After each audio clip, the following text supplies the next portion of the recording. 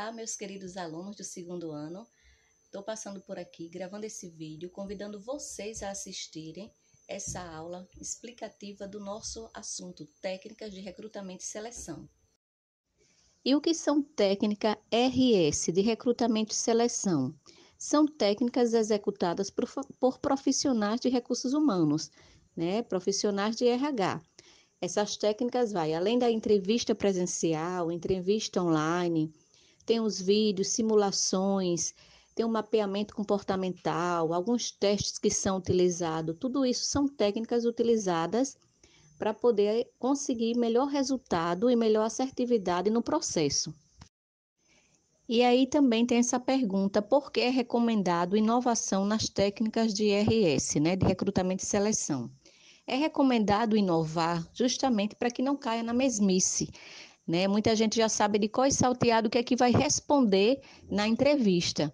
Então, um bom profissional, ele busca maiores conhecimentos, estuda mais, tenta fazer algo mais interativo, porque o profissional de RH, ele tem que ter um olhar diferenciado na hora que ele vai selecionar, e escolher o candidato para aquela vaga que está disponível. Até porque quando a empresa contrata esse profissional, ele quer que esse profissional entregue o melhor resultado. E cabe ao profissional de recursos humanos ter esse olhar diferenciado e conseguir levar, e entregar esse resultado da melhor forma. E qual é a melhor forma para se entregar um resultado? Buscando, se capacitando, buscando melhores, utilizando as melhores técnicas, fazendo realmente um mapeamento daquele candidato. Entre as técnicas de recrutamento e seleção, a gente tem também uma técnica que é através da inteligência artificial. E o que é essa inteligência artificial? É os robôs virtuais, que ele vem captar, coletar informação do candidato na hora da entrevista, que se chama também chatbots, que é justamente aqueles robôs que ele vai, através da entrevista, ele vai computando, o que, se você está falando a verdade, se você não está falando, qual o seu perfil comportamental. Então, também é uma técnica que é muito utilizada, tanto no recrutamento como na seleção, que é a inteligência artificial.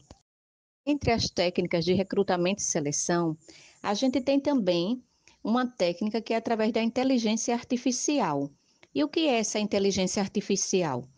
É os robôs virtuais, que ele vem captar, coletar informação do candidato na hora da entrevista, que se chama também chatbots, que é justamente aqueles robôs que ele vai, através da entrevista, ele vai computando, o que, se você está falando a verdade, se você não está falando, qual o seu perfil comportamental. Então, também é uma técnica que é muito utilizada, tanto no recrutamento como na seleção, que é a inteligência artificial.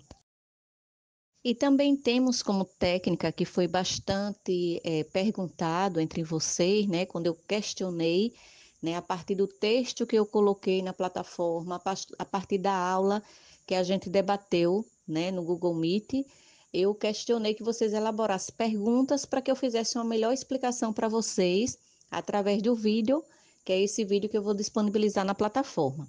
E aí foi questionado o mapeamento comportamental. Professora, o que é realmente esse mapeamento? De que forma eu, enquanto recrutador, selecionador, eu vou tentar captar, o comportamento de um candidato?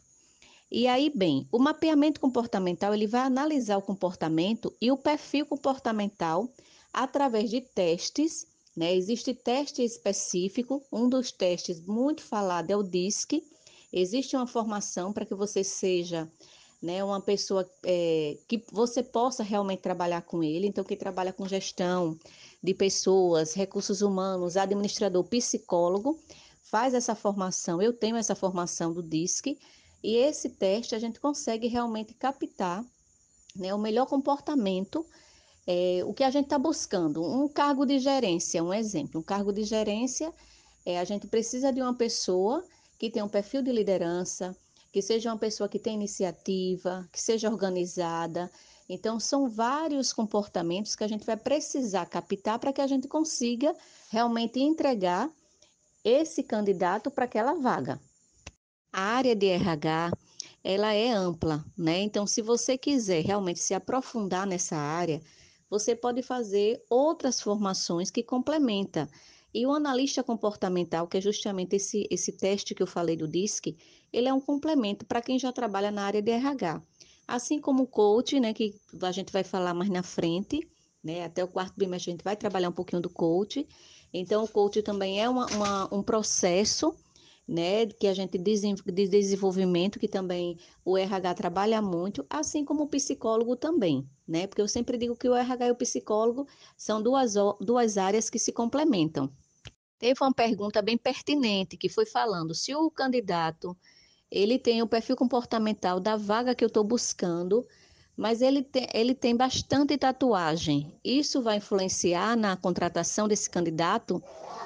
Então é o seguinte, vai depender da empresa, tá? Tem empresa que ela não tem nenhuma obstenção em relação à tatuagem, já tem empresa que não quer, aquela empresa que é mais rigorosa, né? Que é mais formal, ela exige que não tenha tatuagem. A tatuagem ela não vai mostrar, nem vai influenciar no comportamento, mas muita gente ainda tem essa obstenção de dizer essa questão de preconceito, né? Professor, isso é certo? Não é certo.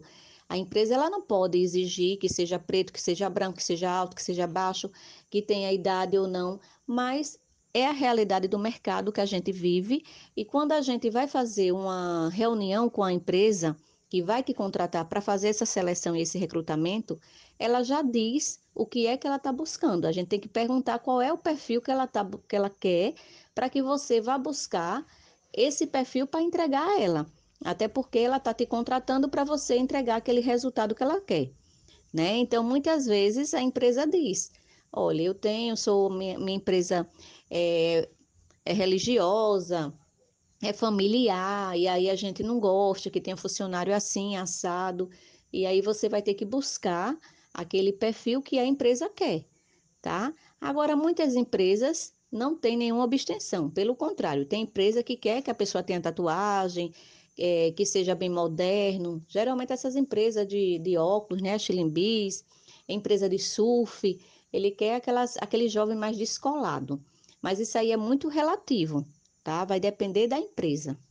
Ainda sobre mapeamento comportamental, teve uma pergunta que foi o seguinte: o que devemos analisar primeiramente em um candidato? Também vai depender de quem está ali naquele processo, quem está fazendo o processo, tá? Eu, particularmente, eu analiso a postura comportamental. Desde a hora que o candidato chega, o jeito dele falar, o jeito dele sentar, o jeito dele vestir, a gente tem que analisar tudo isso. Eu não sei se todos já teve alguma experiência, né, de participar de um processo seletivo. E aí, uma dica que eu dou a vocês: quando vocês forem participar, que a entrevista for na própria empresa, vocês têm que ficar atenado desde o momento que vocês chegam na empresa até a hora que vocês entram na sala para ser avaliado. Geralmente vocês entram, ficam na recepção, tem aquele chazinho de cadeira, né? E às vezes aquilo ali é tudo proposital. O recrutador, né, o profissional que vai fazer a seleção, ele está lá na salinha dele, no videozinho, olhando ali vocês, como é que está o comportamento de vocês, desde o sentar, ao se levantar, ao pegar um café, pegar uma água, aí até a recepcionista perguntar se vai demorar. Então, ali a gente consegue ver se a pessoa tem iniciativa, se está impaciente, se está inseguro, tudo isso a gente consegue detectar, tá bom? Então, fica aí uma dica. Lembre-se que você está sendo visto desde o momento que você entra naquele ambiente até a hora que você vai ser avaliado lá na sala, ou com a psicóloga ou com um profissional de RH. E aí vem a questão do currículo, né, que foi uma pergunta que fizeram. Também é um assunto que a gente vai trabalhar, né, mais detalhado.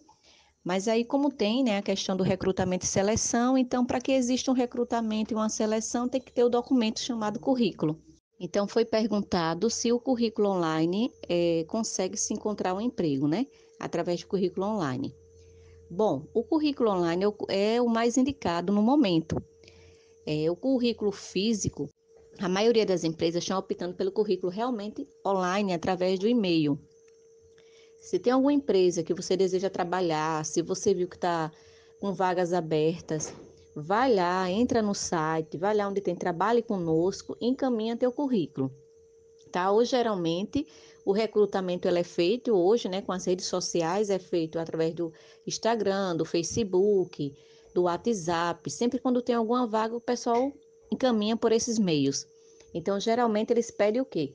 Tem lá o e-mail e você vai e encaminha o seu currículo. Tem algumas empresas que ainda recebem físico? Tem empresa que pede para você ir até o local, entregar o currículo pessoalmente. Então, também você pode fazer assim.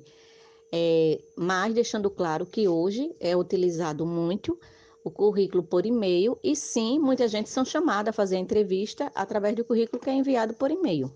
Eu vou deixar para falar melhor do currículo quando a gente for entrar no assunto currículo, né? Porque aí a gente vai falar detalhadamente, passo a passo, como é que é feito, as dicas, o que deve colocar, o que não deve colocar, a fonte que é utilizado, se existe realmente um currículo perfeito, ideal ou não. Então, tudo isso eu vou trabalhar com vocês, né? Assim que a gente for entrar nesse assunto, aí eu vou trabalhar, destrinchar bastante e a gente vai ter esse momento de tentar elaborar um currículo, de eu avaliar, de eu ajudar vocês como é que faz um currículo adequado, né?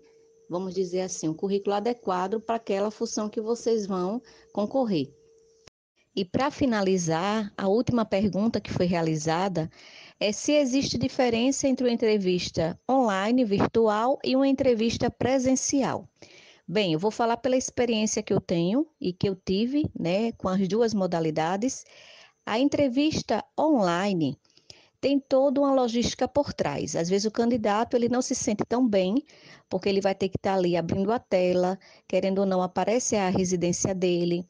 É um barulho, é um ruído, é um que entra, é outro que sai. Não fica muito à vontade, porque às vezes tem alguém que está observando ali. Mas tudo vai depender quem é que está conduzindo o processo. A entrevista presencial, ela consegue entregar mais do candidato, porque é o olho no olho. Então, você sente a segurança, você sente, você consegue puxar mais perguntas, você consegue ver se realmente aquela pessoa tem conhecimento, se ela está falando a verdade ou não, o jeito de mexer os braços, a perna. Então, tudo isso vai fazer uma diferença. Mas hoje, o momento que estamos vivendo, a gente tem que se virar nos 30, é o novo normal que estamos vivendo, e aquele profissional de recursos humanos que inova, que estuda, que busca estar antenado no mercado, ele consegue tirar de letra tudo isso e entregar o melhor resultado para a empresa a qual contratou ele, né? Então, se a empresa me contrata para eu entregar o melhor resultado, independente de eu estar online ou presencial, eu tenho que fazer o meu trabalho buscando realmente captar aquilo que eu quero para poder entregar para o meu cliente. Então, é esse o diferencial. O diferencial é do profissional que está na frente fazendo aquele processo, tá certo? Gente, espero que eu tenha esclarecido todas as dúvidas de vocês, né, através da explicação. Até a próxima aula. Um grande abraço da professora Luciane Cedrin.